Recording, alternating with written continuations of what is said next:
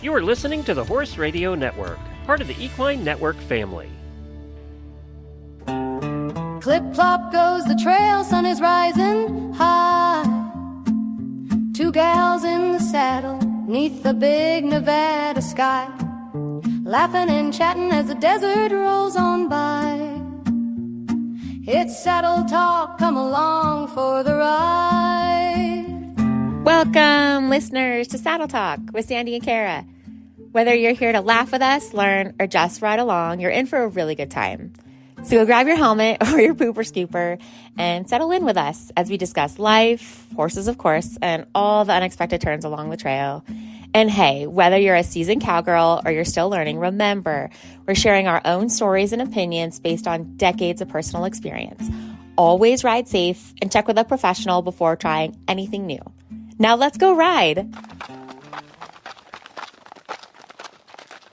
What you're about to listen to is part 2 of a series with Jessica Ponte, a 2-star Parelli trainer here in Northern Nevada. If you haven't listened to the first part of the interview, go ahead and pause right now and head on over and listen to that before you listen to this one. So let's talk about lessons. Yeah. You were gonna so let's say talk something. about lessons. So my biggest frustration, I think, that I'm running into with today's culture and the explosion of YouTube and Google and AI, I don't want to talk about AI, but I'm going to mention it, is information is actually very easily accessible. There are pros and cons to that. Since COVID, because I'm also a licensed veterinary technician, so I have to maintain CE for that as well. I can now sit at home and not have to drive 100 miles or whatever to go get in-person CE. I can now sit at home and do in-person CE. It's wonderful. What is CE? Continuing education. Thank you. Okay. Yes. Your continuing My education. continuing education credits. Unit credits. Okay. So, wonderful, right? Pro. That's pro. Love it. Love it. Love that technology can do that for us. Mm-hmm. Don't love that technology has so much information out there that is it really credentialed. Something that I learned at university and when we had to write papers on whatever class or topic is that we had to find credentialed resources, meaning journal articles that have been peer reviewed by other people, like committees. Right. Multiple people that are within the same entity had a conversation about your article or your research, and they came to an arrangement, an agreement that, yes, we approve that this paper is worthy to be out in the world for information. I do find that there are a lot of what I'm going to call backyard people that claim themselves as, and this is for anything in the world, but as horse trainers. Oh, we know a few. Or breeders that, oh yeah, I've been doing this for many years, and I'm not discrediting their years because they have experience in something. Mm-hmm. But is it the correct something? Yeah, just because you've been doing it for years doesn't mean it was effective. Were you practicing it perfectly? Okay. You could be practicing and practicing and practicing, but was it correct? Right. So, and yes, there are a lot of different theories on how to do things with horses, for sure. There's a lot. I think in any topic in the world, that probably has the most theories to accomplish one thing with a horse. Mm-hmm. Do I think there are better ways of doing it? Yes. But I do think that it's really valuable that if you're going to, one, lessons are important. Education and information, more money. If you're going to put time and effort into something, more money, time, and effort should be actually put into your education and your lessons than in the equipment, than in your look, than in anything. Mm-hmm. Because that's more valuable, in my opinion, in the end, than anything else. 2, if you're going to do lessons, please find credentialed people. Do your research. Also, make sure that you get along with your human. Well, Well, and finding also make sure that you practice. And that was my number 3. I'm sorry. Whatever number Did I was steal on. that? I'm sorry. I didn't mean to steal I don't your even remember thunder. what number I was on. I think it was 3. But it was. I can't remember. There was a sign on Facebook that was going around recently, and it's like, did you do what your instructor or trainer told you to do? ? If the answer is no, then maybe go back to what they told you and practice that. And also, please, as someone who is an instructor, I tell all the students, please don't be afraid to reach out to me. In fact, all my instructors do the same. And do I reach out to them often? No, I don't. But I should. Okay. But I will sometimes send them video too. Okay, this is what happened. Please help. What do I do? Yeah. Often videos or like having an explanation of what you're doing. But reach out to your human, and don't just go Googling more and more, because what happens is then, especially in horses or in any animal behavior, in any animal training, if you start mixing and matching 100 different theories, Oh, absolutely. oh my, your poor animal, your poor horse, like they are so confused now because you've not stuck with, at least stick with one thing for 5 to 7 sessions. We say that all the time, is just choose one. Yeah. Choose one avenue, one form of communication avenue. Then that way you'll be successful. Yeah. But even if it's not working, 1, reach out to your instructor if you have one. And 2, if it's not working, then okay, maybe start researching something else. Honestly, most of the time it's because our technique, we're doing something funny. That's my problem. That's where I come in. I really needed you there because I was worried. I knew how to, I'm using air quotes. I knew how to train to side pass. I say that very loosely. Yeah. Okay. And I knew it had something to do with put them in front of a wall and do something and get them to go like away from you. But every time I tried to use the stick, I felt like all I was doing was banging them in the head. And I just felt, so I think I did it once or twice, and I was like, okay, you know what? No, I will wait 3 weeks until I can see Jessica, because I know I'm doing this wrong. And yeah, I could do it 20 minutes every day and get good at it, but it's wrong. But, and that's the other thing is like, I'm side tangenting for a moment. It's okay. One of my instructors, who is an Olympian rider, okay, a Paralympian rider. So that's a whole nother topic also. She's an amazing human, and I took instruction from her last year, I think, with my old man, black and white. And she went, "You are blocking that horse's mouth." And I was like, what? Never knew, never realized, nobody had ever mentioned anything, that I was literally in his way. And we had instilled a bad habit in quotation marks. Right. That we put in there because we were practicing it like this. Right. And so, that being said, that's why if you're going to master anything, you really should be overseen by an instructor, a credentialed instructor. Yes. And what Sandy could have done to even make her progress faster, she could have reached out to her instructor with her video. But the thing is I had so many other things I could be working on This is true. that you had already given me Yes. for homework. So I thought, this can wait. Yes. That's all that was, because I'm almost ready to send you what we've been doing since our last visit. Yes. Just a little side tangent for me. Tangent. What she's doing right now is her head is going down all the way, but it's like she's trying to get away from me. So her head is down, relaxed. It's not, but it's like she's just trying to Avoid. It's avoid. Exactly. Yeah. It's an avoidance behavior. Yes. So the nice thing about teaching anything, really, and this applies to humans as well, is that they like to pendulum. Like, as we're progressing, they start going, this answer, this answer, this answer, this answer. That's what it feels like. And so they go from one extreme to another. And so that's what she's doing now. This is the answer. And you're going, no, ma'am, that's not the answer that I'm looking for. Yeah. I'm looking for a better answer. Yeah. And so that's something that we can work on. Okay. But totally, I agree. Like you already knew what she was doing. That's not relaxed. That's avoiding. Yeah. Right? I felt like Armani did a lot of the pendulum swing. Oh, yeah. That's his MO. That's his MO. And I had to have bad days to have better days. Yeah. And I talked to you, and then we have a friend in common, Rachel, who's also super into Parelli. And I would literally have these long-ass conversations. And she would be like, don't worry. It's the pendulum. It's swinging. Hang in there. Yeah. I always loved when you were like, that's exactly what Rachel said. When I would mention, we weren't even talking to each other. No. That's exactly what Rachel said. So it's nice to hear, right? Because there is, at least in the world of natural horsemanship, there really is like theory out there of good horsemanship. And the technique is usually what's varying from human to human.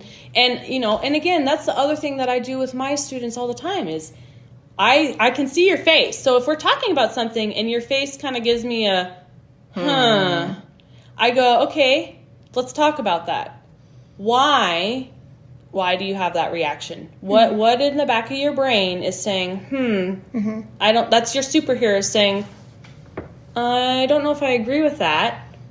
Because to me, having a conversation actually helps us as humans, process, okay, why. Yes. Again, it comes back to the why. Yes. And I have to have that processing for me personally. I've been in horses for 40 years, and I need to know why in every single facet of my life. I do not like to do things without knowing why. There is a purpose to every move I make with horses, and I think it's why it's annoying for people who are near me and love me. And I'm like, no, go away. I don't want you to help me with poop. I need to do this for myself, right? And spinning wheel as we pick up the poop. Yeah. Poop and spinning wheel. So one of my favorite things that you brought up was your number 2 about getting along with your trainer. And that's how I knew between the Pirelli trainer that was close by and the other Pirelli trainer, after I talked to you on the phone, I was like, oh, that's who I need to work with. Because I felt like I could have those high-level conversations with you, and I wasn't going to be embarrassed. I was going to be able to talk to you like a normal human, and you were going to help me and bounce those ideas off for me. Because the horse is going to do what the horse is going to do, but I need to understand how the hell do I get into that pen with him and not die, right? And I needed to be able to have that conversation with you and be very realistic because I was sincerely afraid. Yeah, and that's not a fun place to be. No. Because I've been there. And I also, as an instructor, my job is to push boundaries a little bit too, as humans. I have a few people that are like, you want me to trot? And I'm like, yep, you got this. You're okay. I'm here. I'm here for you. I'm secretly holding your hand from a distance. Yes. Okay. But here's why. Because in order for us to improve ourselves and our horsemanship and our horses is we also have to get outside our comfort zones. But that being said, are we going to live in that place? No. We need to come back and say, okay, does this work still? Is this consistent? Are we consistent? If we were grading a maneuver every day or whatever it is, the sideways, since that's what Sandy's working on, and both directions are different. They are. If I'm going to grade my sideways every day or every session, okay, if I'm getting consistent 8s to 10s out of a scale of 10, that's amazing, right? Good, great.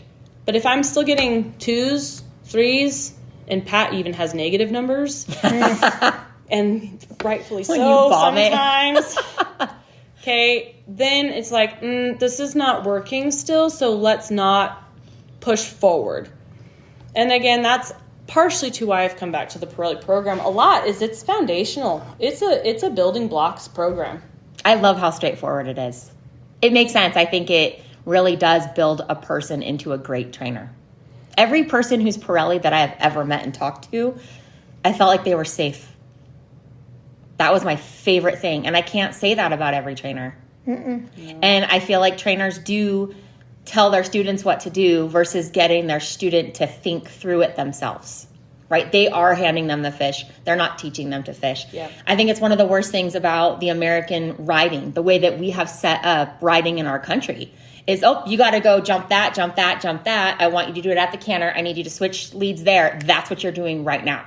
Not, what should you be feeling while you do this? How is your horse today? Do you know? How do you build those pieces? So Yeah. I'm glad that you mentioned that because I did not grow up in the dressage world, right? I'm like a backyard trail Western rider. That's me. Okay. And dressage to me was foreign. And I'm like, ugh, arena work all the time? Bleh. Bleh.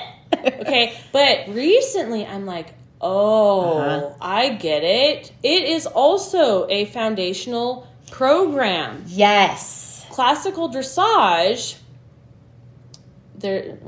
we won't talk. That's a whole nother topic. But, okay, Yes, it is. dressage, okay, why do they have an intro level?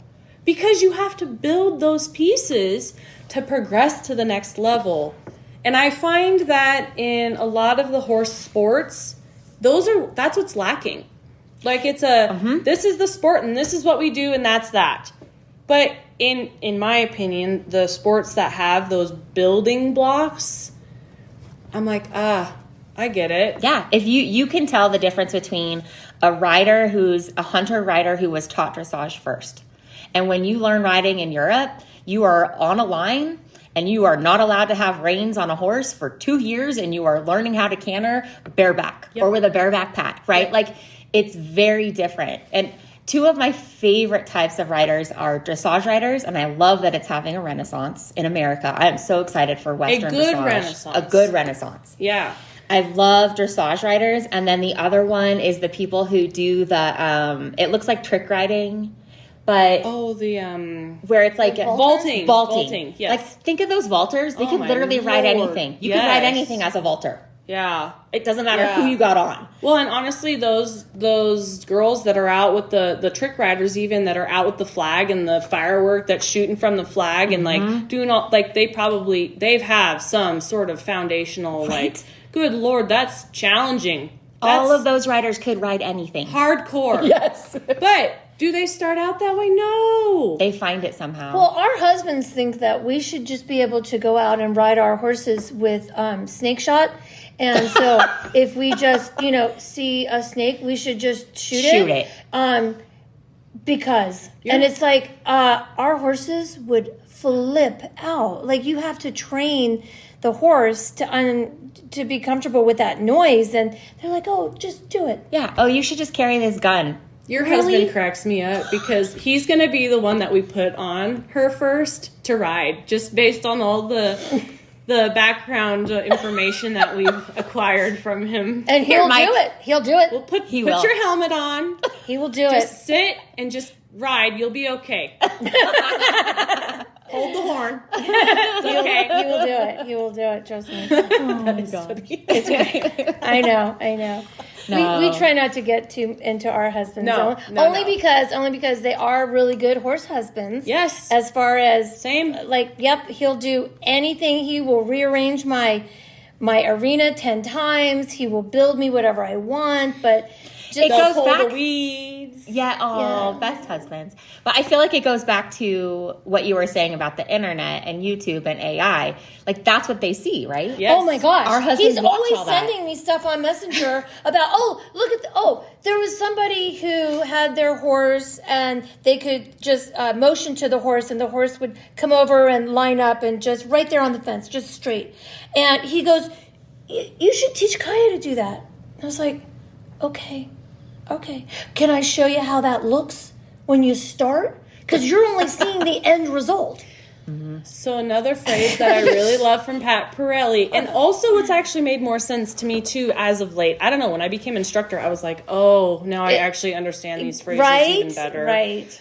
The process does not look like the product. No. Again, the process does not look like the product. And it is a problem. Like everybody Yes. sees, and even non-horse people who are often very opinionated, they see all these fancy things, right, which are great. Yeah. That's what we aim for, right, in whatever discipline we're doing. But that's not what it looks like when we work through to have our horse come to us. Like my black and white, we could go out there now and he would do that. Come on, buddy. Come on. Move his booty. Come meet me. Come meet me at the panel or whatever. The does? pedestal. Yes. That's great. Did it look like that training him? Hell no. No, it did not. Because what's nice about, I have ages and stages going on out in my backyard right now because I got the black and white 22-year-old who's been there, done that, but still we got some bad habits because we put those in him. Okay. I got the middle-aged kid out there, the big gray, who is like, meh, I don't know how to do that, but do I really want to do that? But I'm like, yes, sir, this is what we're doing, but it still doesn't look pretty, okay? Mm-hmm. But he's learning to get better and better. And then I have the youngster out there that's like, I can't do that. I don't know how to do that. I'm going to panic for a moment. Oh, my God, we can't do that. I don't want to do that. Like, that's the pendulum. How old is Chance? 5? Oh, he's still that young. 5 or 6. Okay. 5 or 6. He's young. He's a young kid. Okay. And so I would like to say that horses really don't get, well, my black and white didn't get his brains until about 15. Yeah. And that's a gelding. Yeah. But it does change, but there's totally an ages and stages too. There are. So people are like, well, my horse doesn't get it. They don't understand. And you're like, 1, how old are they? 2, what breed are they? 3, how advanced of a horseman are you? And that's just like, please don't be in a hurry. As soon as you actually aren't in a hurry to accomplish something, which again comes back to my client who I told her 1 millimeter at a time and we both cringed. Ugh. Right. We actually, as soon as we stopped focusing on one thing, we were like, oh, this is actually way easier because the intention changed. Mm-hmm. Yes. I feel that way about Armani. Yes. I feel like we went from 0.5 millimeter to now he actually listens to me and he doesn't try to kill me and I can tell him no and he doesn't try to retaliate because before I would tell him no and he'd blow up. Yeah. Blow up. And if I it's almost like fake biting, right? Like he bites me first, so then I tap him on the mouth, he would bite me harder. It was this back and forth of no, fuck you, no, fuck you. Yeah. Right? Yeah. And he really was like that. And now I can tell him no. And he's like, okay. Well, and then you're getting into tug of war with horses. And something that I've learned actually from the more advanced disciplined riders that I've been riding with is like, and they usually have an accent of some sort. Why are you fighting your horse? Why are you fighting? And you're like, I'm not fighting. I don't want to fight. Why are we fighting? I don't know. What are we doing? Why are we fighting? No. Softness. Hold. Position. Go. Ask.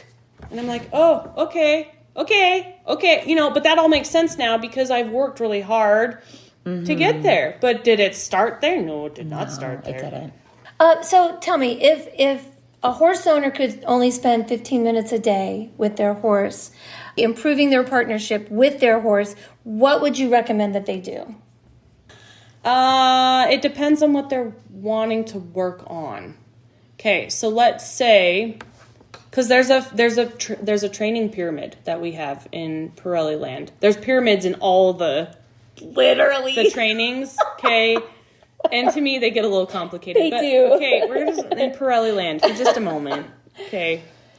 Because that's what I know best, obviously. Rapport is the foundation. Why rapport? Well, I would really like my horse to actually like me. And want to do it. And want to do things with me. So, to me, like if you don't have the rapport with your horse, meaning, you go into your horse's stall and they are not greeting you at the gate. Or even, like, let's say they're distracted and you have a big paddock and whatever, but they're not even acknowledging that you're in that area. Because let me tell you, horses know that you're home. They don't even need to see you. They know when you're home. Or on the property. They know your vehicles. They know your smell. They know what time it is. They know what time it is. They know where the sun is. I'm actually amazed that my black and white's not pounding on the fence right now because it's past time. But That being said, if they are not acknowledging you, then we have a rapport problem. Would I want to work on anything else if I have a rapport problem? No. So what does that mean I need to do? I need to build the relationship with my horse. Often, that means sitting and waiting. That's the hardest thing. So hard for humans. So hard. Like, we just are not patient creatures, nor are we supposed to be. Like, we are predators, and we are in a hurry to get our food so that we can sit and eat and then sleep, which sounds amazing to me. But when I want to use my horse to go get my food, then I have to my horse should still actually like me. People may disagree on that topic, but that's just how I think it should be. And so my horse should be greeting me in some form, acknowledging me, greeting me. I 100% love your answer. And I think that this is the root of why Parelli is so successful and why you're successful, because you see that relationship as the basis. And I think that any true horse person, that should be the basis of your relationship with an animal. You do what's best for that animal at all times, including that animal being a happy, healthy, mentally stimulated, wanting to hang out with its herd kind of animal. Yeah. And a sidetrack, and this is going to get political for just a moment. Those horses that were stabbed in Las Vegas, okay? Yeah. Side moment. I watched those girls run on those horses, the runs. Mm-hmm. They were phenomenal. Okay? Phenomenal runs. And their horses being stabbed, not amazing. But the rapport was there, right? They had rapport with their horses because they cared for them. They wanted their horses to survive. Those were their partners.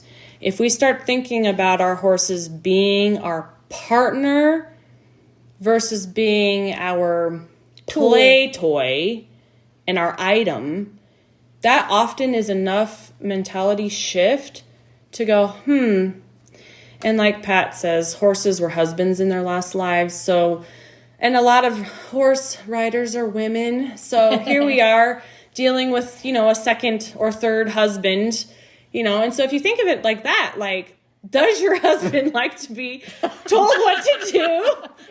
Then, and if you have a mare especially, they're like, no way are you telling me what to do, right? Yes. So it is about the relationship. And so even if we have days where I call them come to Jesus moments with our horses, because this is one of my instructor's sayings I've always used it. She's like, it's not always rainbows and butterflies. And so we do have to have moments where we utilize pressure to help them better understand a puzzle and to solve the puzzle. But that being said, do I continuously put on that pressure? And if they've tried, do I continuously put on that pressure? No. You need to, okay, thanks. Take your foot off the gas. That was a good answer. Mm-hmm. And that right there is also a moment of rapport. Mm-hmm. And I think if in our 15 minutes that we spend with our horse, I think if people even understand, like if your horse is giving you a try, you need to make sure that you're acknowledging that. And then we can build better tries and different tries. But it has to start somewhere. Well, to put an example on that, when I first got Kaya, I work from home. And I make myself get up and go out there for 20 minutes and just every day.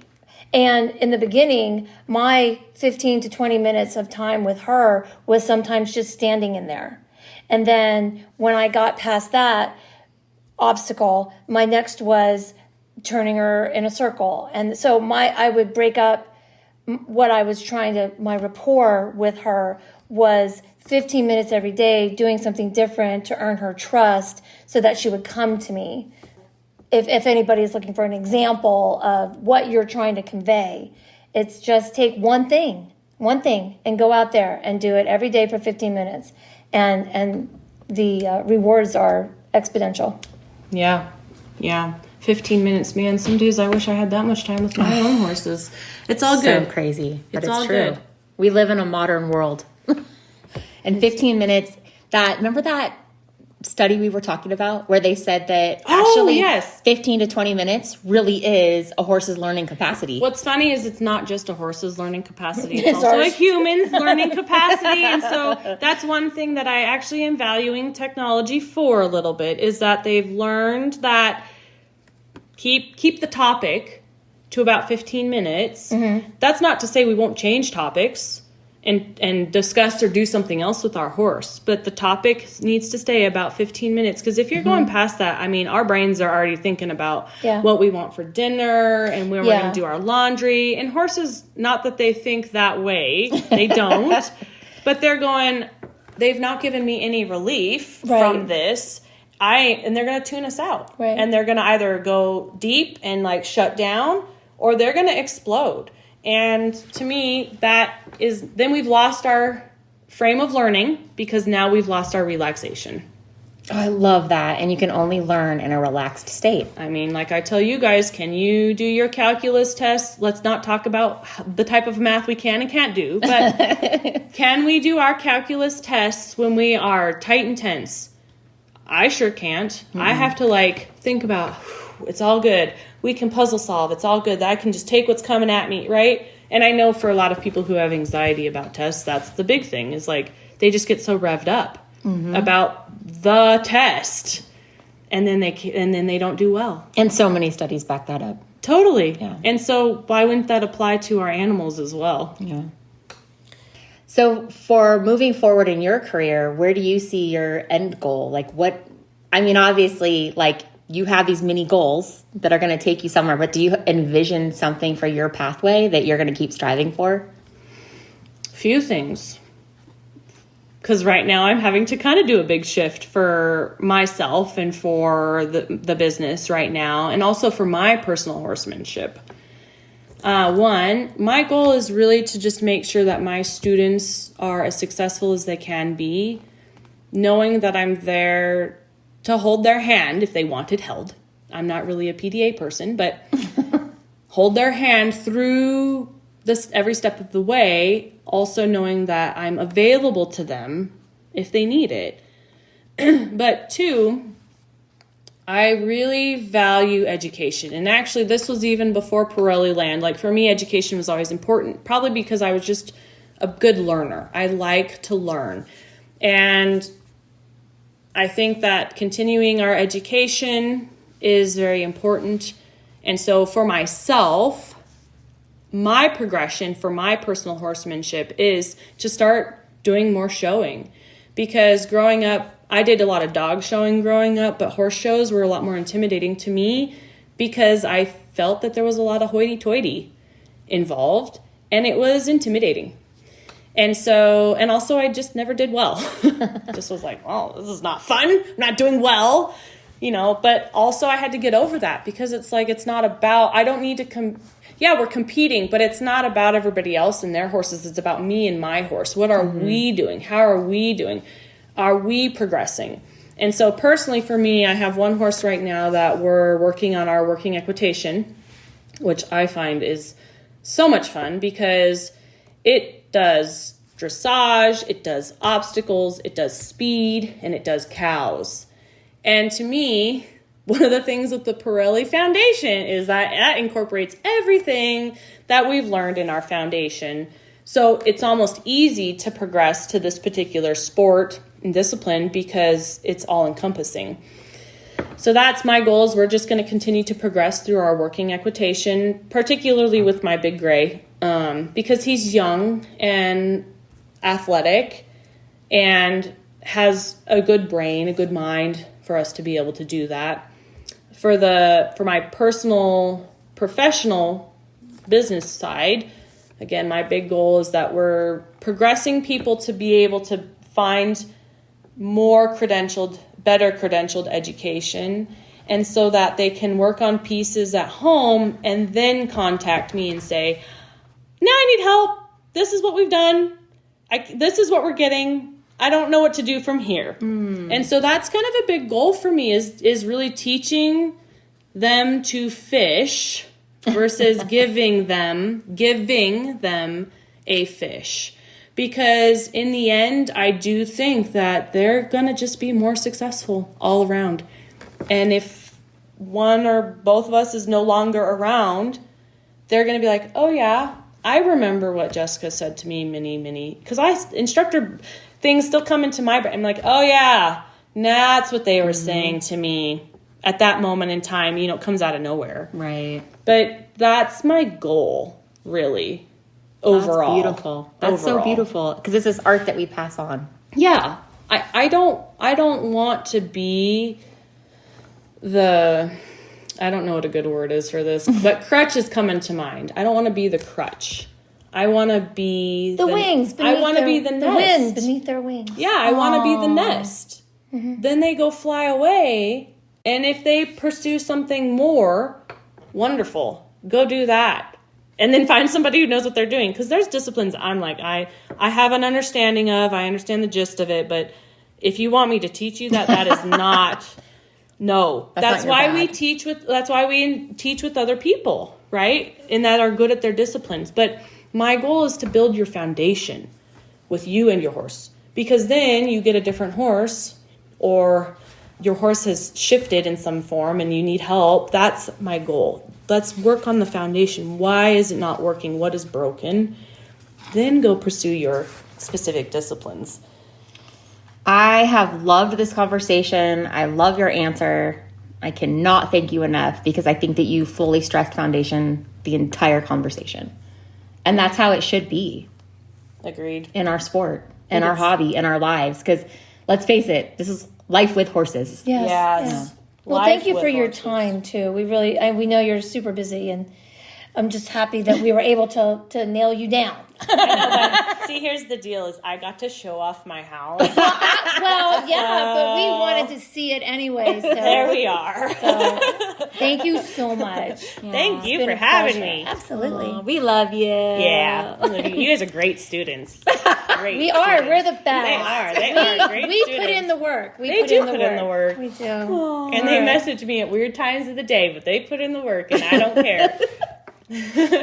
Thanks, Jessica. Toodles. Toodles. Toodles. Hey, friends. That's the end of today's ride. We hope you enjoyed listening. Don't forget to follow Saddle Talk with Sandy and Kara wherever you get your podcasts. Please leave us a review, share us with a friend, and saddle up with us next time as we ride through more stories, questions, and our wild tangents. Till then, friends, keep your boots dusty and your hard hats on. We hope to see you out on the trail. Sandy and Kara, stirrups swinging free, talking about life and love and mystery. From coyotes to coffee, they'll cover it all, with the sagebrush blowing and the wild birds call. So cinch up your boots, we're hitting the track. Saddle Talk's on and we're not looking back.